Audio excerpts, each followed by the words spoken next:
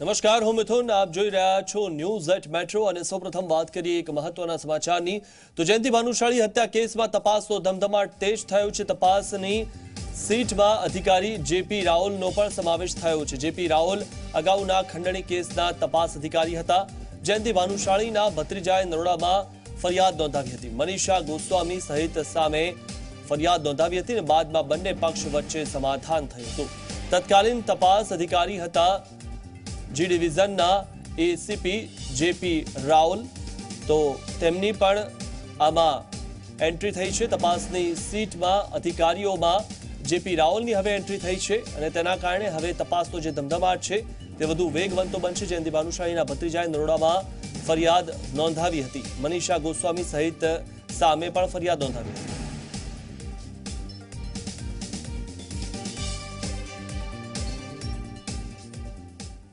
વધુ માહિતી મેળવી અમારા સંવાદદાતા ઉદય રંજન પાસેથી. ઉદય, જે રીતે જેપી રાઓલ પણ હવે સીટના અધિકારીઓમાં સામેલ થયા છે અને હવે તપાસનો ધમધમાટ જે છે વધુ તેજ થશે, શું વધુ માહિતી?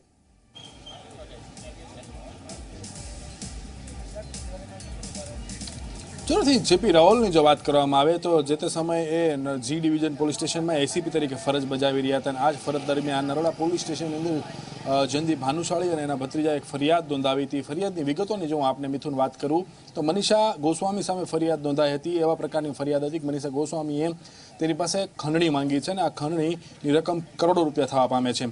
આ રકમની માંગણીની સાથે તે ફરિયાદ નોંધાવેલી હતી અને ફરિયાદના આધારે મનીષા ગોસ્વામી સહિત અને હસબન્ડ અને અન્ય એક મહિલાની પણ ધરપકડ કરવામાં આવી હતી. ધરપકડ થયા બાદ જે છે એ સમાધાન થયું હતું. સમાધાન જે છે હાઈકોર્ટની અંદર સમાધાન થયું હતું જયંતિ ભાનુશાળી અને મનીષા ગોસ્વામી વચ્ચે. અને સૂત્રો એવું પણ જણાવી રહ્યા છે કે જયંતિ ભાનુશાળીએ સમાધાન કરવાના પૈસા પણ કરોડ રૂપિયા ચૂકવેલા હતા. તો એ રકમ શેના માટે ચૂકવાઈ હતી એ હજુ સુધી જાણી નથી શકાયું. ત્યારે બીજી મહત્વની વસ્તુ હું આપને જણાવીશ કે મારા પાછળની આપ જે આ કચેરી જોઈ રહ્યા છો મિથુન, આ કચેરી અમદાવાદના રાણીપ વિસ્તારની અંદર આવેલી છે. રાણીપમાં આવેલી આ કચેરી જે છે એ વેસ્ટર્ન રેલવે એસપીની કચેરી છે અને આ કચેરી ખાતે તે અત્યારે પવન મોરે જે છે એની પૂછપરછ થઈ રહી છે. આ પૂછપરછ છે એ ATS, Ahmedabad crime branch, railway police અને સીઆઈડી દ્વારા થઈ રહી છે. ગઈકાલથી જ તે પવન મોરેને અહીંયા લાવવામાં આવેલો છે અને લાવ્યા બાદ જે છે એની સતત અહીંયા પૂછપરછ કરવામાં આવી રહી છે. પૂછપરછની વિગતોની જો હું આપને વાત કરું તો થોડા સમય પહેલા આપણે તે અહેવાલ પ્રસ્તુત કર્યો હતો જેની અંદર પવનની પૂછપરછમાં એવું સામે આવ્યું હતું કે જ્યારે હત્યારાઓ હત્યા કરવા આવ્યા ત્યારે સૌ પ્રથમ એને દરવાજો ખખડાવ્યો. દરવાજો ખખડાવતાની સાથે તે જયંતિ ભાનુશાળીએ દરવાજો ખોલ્યો હતો.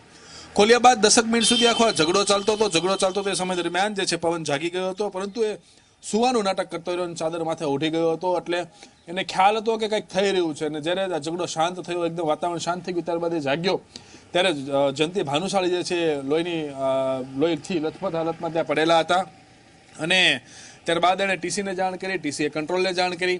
કંટ્રોલને જાણ કર્યા બાદ જે છે એ આખી ટ્રેન રોકવામાં આવી અને જયંતિ ભાનુશાળીની હત્યા થઈ જેવું જાહેર થયું હતું. તો આ એ જ કચેરી છે જ્યાં પવનની 2 દિવસથી છેલ્લે પૂછપરછ થઈ રહી છે અને પૂછપરછના મુદ્દાઓ મેં આપને જે પ્રમાણે જણાવ્યા કે આખરે કઈ રીતે ઘટનાક્રમ બન્યો હતો તે બાબતેની પૂછપરછ થઈ રહી છે અને પૂછવામાં આવી રહ્યું છે. પરંતુ પવન જે છે એ ક્યાંક ને ક્યાંક વિગતો છુપાવી રહ્યો હોય એવું પણ લાગી રહ્યું છે. તેમ છતાં પણ પોલીસ જે છે એની સતત પૂછપરછ કરી રહી છે. જી ઉદય, આપ અમારી સાથે જોડાયેલા રહો. આપની પાસેથી આગળ પણ અમે માહિતી મેળવીશું. તો ઉલ્લેખનીય છે કે જે રીતે હવે ડિવિઝનના જે એસીપી છે જેપી રાઓલ તે હવે સીટના જે અધિકારીઓ છે તેમાં એડ થયા છે. અમદાવાદમાં સાક્ષી જે છે પવન મોરે તેની પૂછપરછ ચાલે છે. વેસ્ટર્ન રેલવે એસીપીની કચેરીમાં પૂછપરછ ચાલે છે. ક્રાઇમ બ્રાન્ચ એટીએસ પવનની પૂછપરછ કરી રહી છે અને ક્યાંક ને ક્યાંક એવું લાગી રહ્યું છે કે પવન જે છે તે કોઈને કોઈ વાત છુપાવવાની કોશિશ કરી રહ્યો હોય. કારણ કે સૌપ્રથમ જ્યારે તેણે ગઈકાલે એવું જણાવ્યું હતું પોલીસને કે તે જ્યારે બાથરૂમ જઈને પાછો આવ્યો ત્યારે તેણે લાશ જોઈ હતી, પણ હવે આજે તે બીજા નિવેદન આપી રહ્યો છે.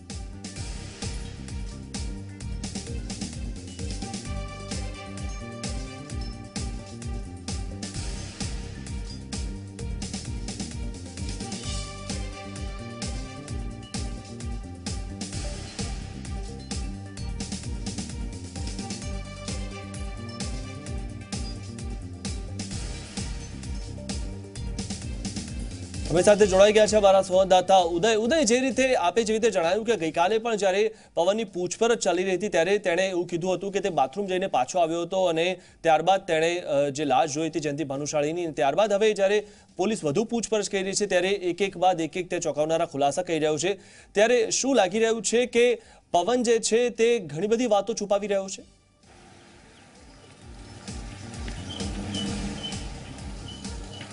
જરૂરથી મિથુન, જે પ્રમાણે ગઈકાલે એના નિવેદનો જે છે અલગ અલગ બદલાઈ રહ્યા છે અને પવનની પૂછપરછ જે છે આ કચેરી ખાતે જ અત્યારે થઈ રહી છે. વેસ્ટર્ન રેલવેની આ કચેરી છે, જે એસપી ભાવના પટેલ બેસે છે અને ભાવના પટેલ જે છે કેસની અંદર પણ એસઆઈટીમાં સાથે જ છે અને ગઈકાલથી જ તે અહીંયા લાવવામાં આવેલો છે પવન મોરેને. પવન મોરેની પૂછપરછની જો વાત કરવામાં આવે તો અમદાવાદ ક્રાઇમ બ્રાન્ચ, એટીએસ અને રેલવે પોલીસ કરી રહી છે અને તબક્કાવાર પૂછપરછ કરવામાં આવી રહી છે, કારણ કે પવન જે છે એ પોતાના નિવેદનો જે છે ક્યાંક ને ક્યાંક બદલી રહ્યો હોય એવું પોલીસને પણ લાગી રહ્યું છે. કારણ કે જ્યારે હત્યા થઈ એ દિવસે પવન એવું જણાવી રહ્યો હતો કે એ યુરિન ગયો હતો અને ત્યારબાદ જે ત્યાંથી પરત ફર્યો ત્યારે એના મૃતદેહ જોયો. હવે આજે એવી વિગતો સામે આવે છે કે દરવાજો ખખડાવવામાં આવ્યો હતો, દરવાજો ખખડાવ્યો ત્યારબાદ અમુક લોકો એમાં પ્રવેશ્યા હતા અને જયંતિ ભાનુશાળી સાથે ઝઘડો થયો હતો અથવા તો વાતચીત થઈ હતી.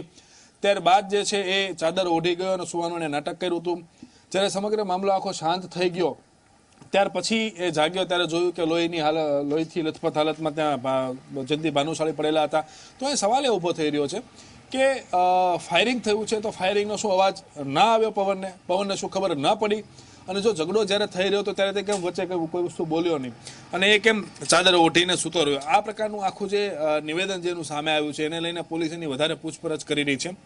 જે કચેરી ખાતે એની પૂછપરછ થઈ રહી છે, દ્રશ્યો દેખાડવા માટેના પ્રયત્ન કરીશ. કેમેરામેન જે છે એમને જણાવીશ પ્રમોદ સોલંકીને કે એ જગ્યા દેખાડે જે જગ્યા ઉપર એની પૂછપરછ થઈ રહી છે. અને આ કચેરીની અંદર એટીએસ ક્રાઇમ બ્રાન્ચના અધિકારીઓ જે છે અત્યારે પૂછપરછ સતત કરી જ રહ્યા છે અને પૂછપરછ શરૂ જ છે અને કલાકો સુધી આ પૂછપરછ ચાલી રહી છે. છેલ્લા કહી શકાય કે ગઈકાલે પણ અહીંયા જેને લાવવામાં આવ્યો હતો અને અહીંયા જેની પૂછપરછ થઈ હતી અને અહીંયા જેની સાથે અહીંયા રાખવામાં આવ્યો છે. એટલે સાક્ષી છે મહત્વનો, જે પ્રમાણે સવારે પણ આપણે એક અહેવાલમાં જણાવેલું હતું કે પવન મોરે જે છે એક મહત્વનો સાક્ષી પણ બની શકે છે. કેસની શરૂઆત જે છે, તપાસની શરૂઆત જે છે એ પવનથી જ થઈ રહી છે અને પવનથી જ તે કેસની તપાસ પૂર્ણ થશે અને પવન કેવા પ્રકારની વિગતો અને શું માહિતી આપે છે એ પોલીસ માટે ખૂબ જ ઉપયોગી અને મહત્વનું રહેશે. તો હવે જોવાનું એ રહ્યું કે પવન અહીં અન્ય કયા નવા ખુલાસાઓ આજની પૂછપરછમાં કરે છે અને શું વિગતો જે છે એ બહાર લાવે છે. એ તમામ બાબતો ઉપરથી હવે પડદો થોડા સમયની અંદર ઉચકાઈ જશે અને પોલીસનો એવો દાવો છે કે આ કેસની ગુથ્થી ઉકેલોમાં ચોક્કસ એને સફળતા મળશે. કારણ કે બીજી તરફ એસઆઈટીની ટીમો જે છે એ ગાંધીધામ રેલવે સ્ટેશન ખાતે પહોંચી ગઈ છે. ત્યાંથી સીસીટીવી ફૂટેજ અને પેસેન્જરનો ચાર્જ જે લેવાનો હોય એમણે મેળવી લીધો છે. તો હત્યારાઓ જે છે એ ક્યાંથી ચડ્યા હતા અને ક્યાં ઉતર્યા એ તો માલામત છે, પરંતુ ક્યાંથી ચડ્યા હતા અને કોણ હતા એ તમામ વિગતો થોડા સમયની અંદર સામે આવશે. મિથુન. જી આભાર ઉદય માહિતી આપવા બદલ. તો પવનની જે હાલમાં પૂછપરછ ચાલી રહી છે અને તેની પાસેથી ઘણા બધા જે માહિતી છે પોલીસને મળશે તેવું લાગી રહ્યું છે.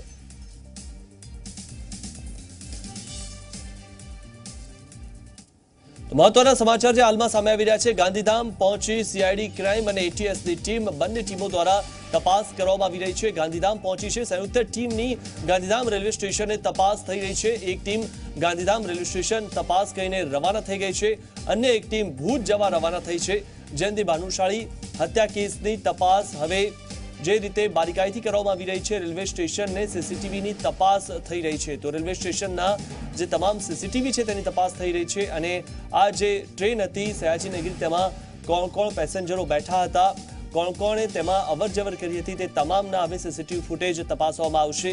જયંતિભાઈ જે રૂટ પરથી ગયા તે તમામની હવે તપાસ થશે.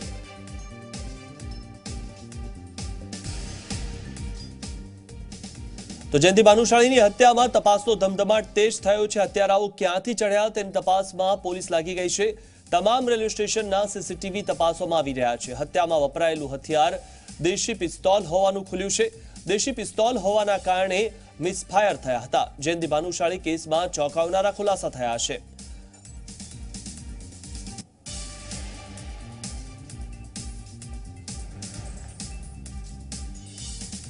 અબડાસાના ભાજપના પૂર્વ ધારાસભ્ય જયંતિ ભાનુશાળીની અમદાવાદમાં અંતિમ વિધિ કરવામાં આવી. એફએસએલ ડોક્ટરે પોસ્ટમોર્ટમ કર્યા બાદ તેમના મૃતદેહને નરોડા સ્થિત નિવાસસ્થાને લઈ જવાયો હતો. ત્યારબાદ ત્યાંથી તેમની અંતિમ યાત્રા નીકળી હતી. જયંતિ ભાનુશાળીની દીકરી અને પરિવારજનોમાં ભારે આક્રંદ જોવા મળ્યો હતો. અંતિમ યાત્રામાં મોટી સંખ્યામાં ભાજપના નેતા જોડાયા હતા અને અંતિમ દર્શન કરી પરિવારને સાંત્વના પાઠવી હતી. જયંતિ ભાનુશાળીની દીકરીએ અંતિમ વિધિ બાદ તેઓના મૃતદેહનો અંતિમ સંસ્કાર કર્યો હતો.